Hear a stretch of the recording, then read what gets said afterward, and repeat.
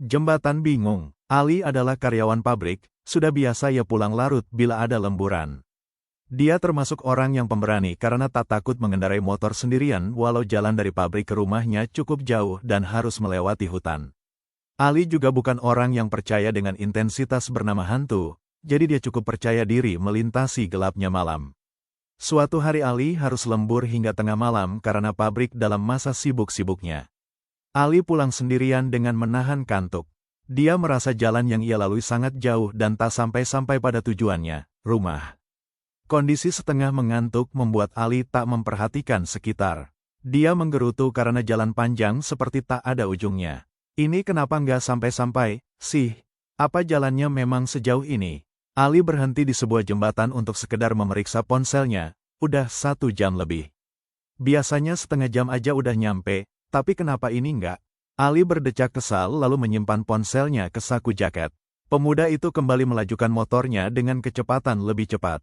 Kantuknya seakan hilang terbawa angin saat rasa kesal memuncak. Matanya jadi lebih cermat mengawasi sekeliling dan menemukan kejanggalan. Aneh, aku udah ngebut tapi dari tadi nggak pindah-pindah, tetap aja di tempat ini. Ini bukannya jembatan yang tadi, ya? Ali menghentikan motornya tepat di tempat sebelumnya, ia berhenti saat memeriksa ponsel. Bulu tengkuknya meremang seperti ada yang sengaja menghembuskan napas di belakangnya. Apa dari tadi aku cuma muter-muter di tempat ini, iya? Atau memang aku nggak pindah? Ia bergidik, sudah terlalu lama ia di tempat itu. Upaya apapun yang ia lakukan Ali tak bisa keluar dari situasi itu. Bahkan ia sudah putar balik ke arah pabrik tapi tetap saja kembali ke jembatan itu. Sialan, biasanya nggak seperti ini. Ali menggerutu karena terjebak di tempat itu. Ia putus asa memikirkan cara untuk sampai ke rumah dengan selamat. Ali membeku saat mendengar tawa yang menggaung. Suara itu seperti dari jauh tapi juga terasa dekat. Tawa itu tak juga berhenti, malahan semakin keras. Ali jadi takut sekarang, di hutan tak ada seorang pun yang akan mendengarnya walau berteriak minta tolong apalagi mengharapkan orang melintasi jalan yang sama. Ali membeku, kaget dengan klakson dari arah belakang. Perlahan ia menoleh dan mendapati truk pengangkut pasir semakin mendekat. Kenapa? Mas, motornya mogok? Supir truk itu bertanya pada Ali setelah memberhentikan truknya di samping motor Ali. Anu, ini pak, dari tadi saya cuma muter aja di tempat ini dan nggak bisa keluar. Ali menelan ludah saat mengatakan hal tak masuk akal itu, takut dikira mengada-ada. Oh, itu memang sudah sering kejadian seperti ini, Mas. Bahkan biasanya sampai 2-3 hari baru ditemukan. Di luar dugaan, tanggapan supir itu seperti hal yang lumrah dan tak menganggap Ali mengada-ada. Apa yang ditemukan, Pak? Ali agak heran dengan pernyataan supir truk itu dan memutuskan bertanya. Mayat, Mas. Kelaparan karena hilang di tempat ini, disesatkan sama setan penunggu. Supir itu bercerita dengan enteng seakan itu hanya dongeng anak-anak yang tak nyata. Melihat reaksi Ali, supir itu baru sadar bahwa dia telah mengatakan hal mengerikan. Anu, itu, pasti Mas tadi tidak berdoa dulu waktu mau perjalanan pulang, ya?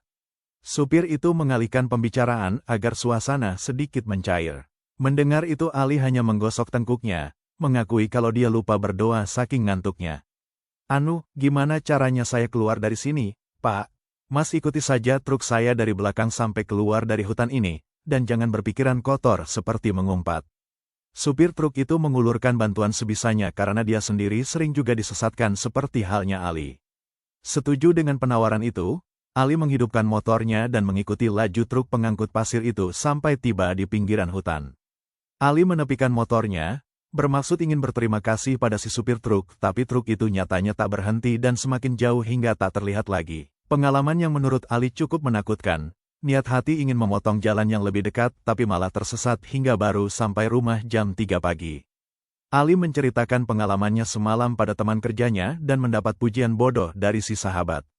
Lagian bisa-bisanya kamu lewat jalan itu, padahal biasanya kamu lewat jalan memutar karena lebih ramai dan halus. Irawan, teman kerja Ali mengatai Ali karena dengan bodohnya memilih jalan angker. Ya mana aku tahu kalau jalan itu angker. Ali tak bisa berkelit karena dia sendiri menyadari bahwa dirinya memang bodoh. Jalan itu, lebih tepatnya di jembatan itu sudah banyak kejadian seperti yang kamu alami. Syukur kamu bisa keluar dari hutan itu. 6 bulan lalu ada supir truk pengangkut pasir ditemukan meninggal di sana, tubuhnya kering setelah dinyatakan hilang selama 4 hari. Sepertinya dia mati kelaparan dan dehidrasi. Irawan bercerita kejadian 6 bulan lalu yang bahkan beritanya sempat dimuat di surat kabar. Ali jadi ingat orang yang menolongnya tadi malam, jangan-jangan itu adalah hantu supir truk yang meninggal 6 bulan lalu. Makanya jembatan itu dinamakan jembatan bingung, karena orang yang lewat sana saat tengah malam hanya akan berputar-putar dan tak bisa keluar. Irawan menambahkan dan membuat Ali semakin takut sekaligus merasa bersyukur karena ia bisa keluar dari tempat itu.